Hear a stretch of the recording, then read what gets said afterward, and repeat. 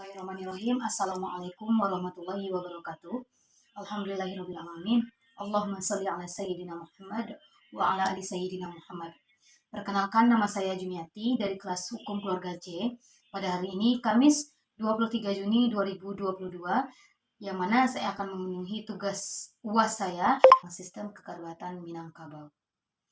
Minangkabau ini adalah salah satu masyarakat adat Indonesia yang menggunakan sistem matrilineal, yang mana prinsipnya seorang anak mengikuti garis keturunan ibu, dan sistem kekerabatan ini menggunakan rumah gadang sebagai simbolnya, di mana di rumah gadang itu ditempati oleh satu keluarga, sapari atau satu perut dari ibu, anak ibu, seorang ibu, anak perempuan ibu, anak laki-laki ibu, kemudian juga saudara laki-laki ibu, saudara perempuan ibu, anak perempuan ibu ataupun anak laki-laki dari ibu, cucu ataupun cicit dari ibu. Itu adalah isi dari rumah gadang tersebut.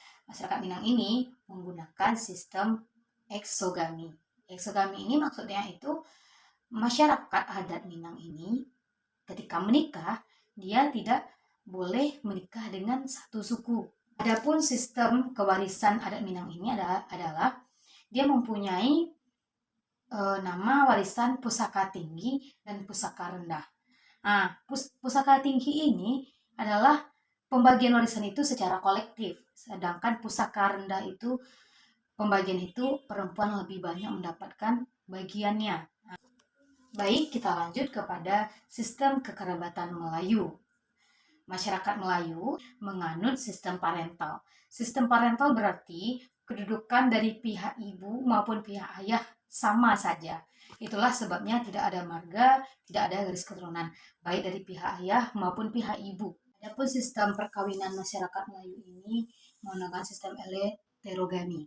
Jadi di sini tidak ada larangan pernikahan antara pemilihan larangan suku ataupun keharusan-keharusan yang harus ditaati seperti eksogami. Jadi kalau untuk perkawinannya nanti mungkin lebih jelasnya ada pada tahap-tahapannya saja. Kalau larangannya tuh seperti eksogami tidak ada. Selanjutnya kewarisan. Kewarisan adat Melayu ini dia membagikan warisan itu sesuai dengan syariat Islam boleh, kemudian sesuai dengan kesepakatan bersama juga boleh. Namun pembagian ini itu dilaksanakan setelah pewaris meninggal. Selanjutnya saya akan menjelaskan sistem kekerabatan masyarakat adat Jawa. Antara Jawa dan Melayu ini mempunyai kesamaan sistem kekerabatannya, yaitu parental yang menghubungkan dirinya dengan kedua orang tuanya dan juga menghubungkan diri dengan kerabat ayah dan ibunya secara bilateral. Perkawinan adat Jawa ini mempunyai sistem sama dengan adat Melayu, yaitu tidak ada larangan, tidak ada keharusan dalam memilih pasangan hidup seperti sistem eksogami. Adapun kewarisan adat Jawa ini juga menggunakan kewarisan di mana para ahli waris mendapat bagian masing-masing pada pembagian warisan yang telah setelah pewaris meninggal. Kemudian, adapun sistem kekerabatan adat Batak. Batak ini menggunakan sistem patrilineal, yaitu anak menghubungkan diri dengan ayahnya berdasarkan dari keturunan laki-laki, di mana dalam patrilineal ini keturunan dari bapak dinilai mempunyai kedudukan yang lebih tinggi dan mendapatkan hak-hak yang lebih banyak. Perkawinan adat Batak ini sama dengan Minang, yaitu eksogami. Jadi yang semarga itu tidak boleh menikah. Nasution dengan Nasution tidak boleh menikah. Selanjutnya adalah kewarisan adat Batak.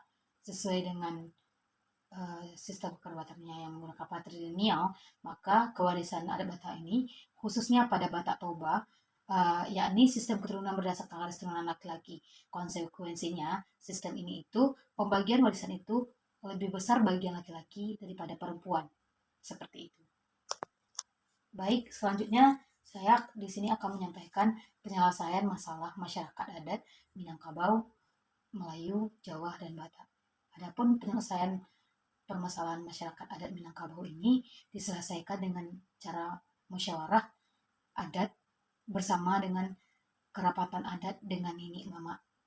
Adapun Batak itu diselesaikan melalui musyawarah adat di Dalihan Natolu atau yang dikenal dengan Tungku berkaki 3 bersama ketua adat dan pihak yang bersengketa. Selanjutnya Jawa. Penyelesaiannya ini melalui musyawarah dan mufakat bersama tetua adat. Kemudian Melayu terakhir diselesaikan dengan musyawarah mufakat bersama dengan pemangku adat ataupun lembaga adat setempat Melayu. Selanjutnya, tahapan pernikahan. Nah, di sini saya akan menjelaskan tahapan pernikahan masyarakat adat Minang. Pertama, Marese. Marese adalah tahapan pertama yang dilakukan oleh masyarakat adat Minang, yang mana pihak keluarga perempuan akan datang menjemput pihak keluarga laki-laki. Selanjutnya itu, meminang dan batimbang tando. Ketika batimbang tando ini sudah diterima oleh calon laki-laki sebagai tanda pengikat perjanjian, mereka akan bertimbang tando. Selanjutnya itu menghantarkan sirih, di mana mempelai meminta izin atau memohon doa restu kepada mamak-mamaknya, saudara ayah, kakak yang telah berkeluarga. Setelah menghantarkan sirih, selanjutnya babako babaki. Maksud dari hal ini adalah simpolnya itu supaya di antara pihak keluarga perempuan dan laki-laki itu menunjukkan kasih sayangnya. Selanjutnya, malam bainai.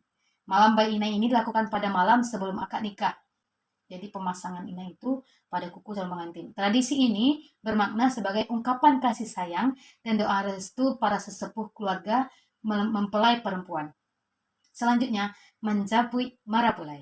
Acara ini menjadi ritual paling penting dalam prosesi pernikahan adat Minang.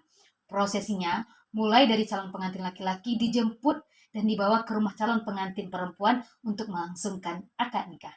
Selanjutnya, penyambutan anak daro. Tradisi menyambut kedatangan calon mempelai laki-laki ini di rumah calon perempuan. Penyambutan di rumah anak daro merupakan momen meriah dan besar, dilatari bunyi musik tradisional yang berasal dari talempong. Keluarga mempelai perempuan menyambut kedatangan mempelai laki-laki. Setelah penyambutan anak daro, maka kita lanjut pada prosesi akad nikah. Akad nikah ini pastinya sesuai dengan syariat Islam, diawali dengan pembacaan ayat suci, ijab kabul, nasihat perkawinan, dan doa. Selanjutnya, yaitu basandian duo di pelaminan. Setelah akad nikah berlangsung, maka mempelai perempuan dan laki-laki akan bersanding dua di pelaminan menanti tamu dan akan datang. Selanjutnya, memulangkan tando. Setelah akad nikah tadi, maka ada 5 cara adat yang lazim dilaksanakan. Mulai dari memulang tando, mengumumkan gelar pengantin laki-laki, mengadu kening, dan mengeruk nasi kuning, dan bermain coki. Selanjutnya, tahap pernikahan adat Melayu. Adat Melayu ini pertama merisi. Sebelum adanya perkawinan, pasti dilaksanakan merisi, yaitu penyelidikan dari pihak laki-laki ke perempuan. Seperti apakah wanita yang ingin dia nikahi gitu. Untuk merisi ini guna untuk mengetahui watak calon istrinya. Kedua, merasi. Merasi merupakan kegiatan meramal keseriusan antara pasangan yang akan dijodohkan. Ketiga, meminang. Apabila hasil merisi menunjukkan hasil yang baik, sehingga sang gadis layak untuk dijadikan sebagai seorang menantu, maka pihak keluarga laki-laki membicarakan menentukan waktu peminangan. Selanjutnya, mengantar tanda. Tanda ini ketika telah disetujui oleh perempuan. Tahap selanjutnya yaitu mengantar tanda. Setelah mengantar tanda, barulah mengantar belanja. Selanjutnya adalah mengajak ataupun menjemput. Diadakan musyawarah antara keluarga, kemudian kegiatan mengajak menjemput lakukan untuk melaksanakan majelis nikah atau kawin. Selanjutnya ada prosesi menggantung-gantung. Setelah bergantung-gantung ini, selanjutnya ada prosesi tahap berandam. Berandam ini adalah mencukur bulu roma yang maksudnya untuk menghilangkan sial. Selanjutnya itu ada limau manis, limau setawar. Setelah kegiatan mencukur tadi, seorang ibu yang biasa disebut mak andam itu mengelilingi mempelai laki-laki dan perempuan itu sebanyak 3 kali dengan membawa buah kelapa yang dibentuk seperti puncak gunung dililit benang 5 warna. Tujuannya agar calon pengantin memiliki keturunan yang tampan ataupun cantik. Selanjutnya ada berinai. Berinai ini adalah ditujukan untuk menolak bala atau melindungi pengantin dari hal yang berbahaya. Setelah berinainya ini akan ada dilaksanakannya khatam Quran, biasanya sebelum dan adapun sesudah. Nah, itu tergantung masing-masing pada masyarakatnya. Lanjut, adat Batak. Adat Batak yang pertama tahapannya adalah Manggaririt. Manggaririt merupakan sistem tahap persiapan pernikahan yang meliputi memilih gadis yang akan dijadikan istri. Kemudian Mangalehon Tanda. Mangalehon Tanda ini memiliki makna pemberian tanda apabila seorang pria telah menemukan wanita calon istrinya. Kemudian Marhusik atau melamar. Setelah dia menemukan seorang pujangga hati yang akan dijadikan calon istri, maka dia akan melamar perempuan tersebut. Setelah melamar, maka akan ada tahap marhata sinamon, merupakan kegiatan membicarakan berapa jumlah sinamon dari pihak pria. Hewan apa yang akan disembelih, berapa banyak ulas, berapa banyak undangan yang akan disebarkan. Ini lebih ke prosesi pernikahannya, kayak seperti apa. Selanjutnya pundung saud. Dalam proses ini, pihak kerabat pria akan mengantarkan ternak yang sudah disembelih untuk diterima oleh pihak parboru, dan setelah makan bersama dilanjutkan dengan pembagian jambar juhud ataupun daging. Selanjutnya ada martumpol. Martumpol ini bagi orang Batak disebut sebagai acara pertunangan. Selanjutnya Martonggo Raja. Pada tahun ini kedua pihak calon pengantin akan membahas prosesi pada hari H, yaitu hari pernikahannya. Selanjutnya Manjolo Pasu-Pasu Parbagasawan. Setelah itu barulah ada pesta pernikahannya. Selanjutnya dialog jual. Artinya pesta pernikahan diselenggarakan di rumah pengantin wanita, maka dilaksanakan acara membawa pengantin wanita ke tempat mempelai pria. Selanjutnya ada ditaruhon jual. Jika pesta pernikahan dilaksanakan di rumah pria, maka pengantin wanita dibolehkan pulang ke tempat orang tuanya. Selanjutnya Paula Une. Adat ini dimasukkan sebagai langkah untuk kedua belah pihak bebas saling berkunjung atau mengunjungi setelah beberapa hari selang upacara pernikahan selesai. Selanjutnya manjai. Setelah berapa lama pengantin pria dan wanita menjalani hidup berumah tangga, kalau pria tersebut bukan anak bungsu, maka ia akan dipajai, itu akan dipisahkan di rumah dan mata pencariannya. Selanjutnya meningkir tangga. Setelah pengantin manjai atau tinggal di rumah mereka masing-masing, orang tua beserta keluarga pengantin datang untuk mengunjungi rumah mereka, diadakan makan bersama. Selanjutnya, prosesi pernikahan tahap-tahapan Jawa. Pertama itu ada pasang taruh, kemudian ada acara sungkeman. Sungkeman ini bukti penghormatan kepada orang tua. Kemudian ada siraman. Ritual siraman ini dilakukan oleh kedua orang tua, dilanjutkan dengan kerabat dekat seperti kakek, nenek, bude, pakde, dan seterusnya. Kemudian selanjutnya ada midoderani. Yang dinanti acara pernikahan adat Jawa ini adalah ritual ini. Biasanya mempelai dirias dengan riasan sederhana. Selanjutnya serah-serahan di malam midodareni. Di malam yang sama, calon pengantin pria akan membawa serah-serahan ke rumah calon pengantin wanita. Selanjutnya, balang gantal. Setelah ijab kabul, laksanakan prosesi pernikahan adat Jawa masih berlanjut. Selanjutnya ada ngindak endong. Ngindak endong ini bahasa Indonesia mempunyai arti injak telur. Jadi ada prosesi menginjak telurnya. Kemudian ada prosesi sindur. Setelah prosesi injak telur, pengantin akan melanjutkan dengan prosesi sindur. Kain sindur akan dibentangkan kepada mempelai wanita. Setelah baru dilangsungkan proses adat kacar kacur. Mempelai pria akan mengucurkan biji-bijian dan uang receh yang disimbolkan sebagai penghasilan. Ini menunjukkan pria bertanggung jawab untuk memberi nafkah kepada keluarganya. Selanjutnya ada dulangan atau suap-suapan seperti biasa, menunjukkan kasih sayang antara mempelai laki-laki dan perempuan akan diadakan prosesi suap-suapan. Selanjutnya ada bubak kawah. Prosesi terakhir ini biasanya akan berlangsung sangat meriah dan paling ditunggu. Baik, di sini saya akan melampirkan jurnal yang telah saya temukan terkait lembaga adat Melayu dan Batak. Adapun judul dari jurnal ini adalah Pemberdayaan Lengkap Adat Melayu Riau (LAMR) sebagai upaya bela negara dalam mitigasi ancaman peperangan asimetris, yang dipersembahkan oleh Abdurrahman Salia Mufida, Admiral Musa Julius, Srianto Joko Waluyo. Jurnal Ilmu Pengetahuan Sosial volume 7.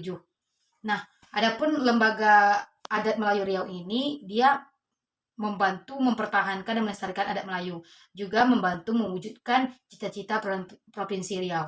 Nah, itu adalah jurnal Lembaga Adat Melayu. Di sini saya membawa jurnal Lembaga Adat Batak, yang mana berjudul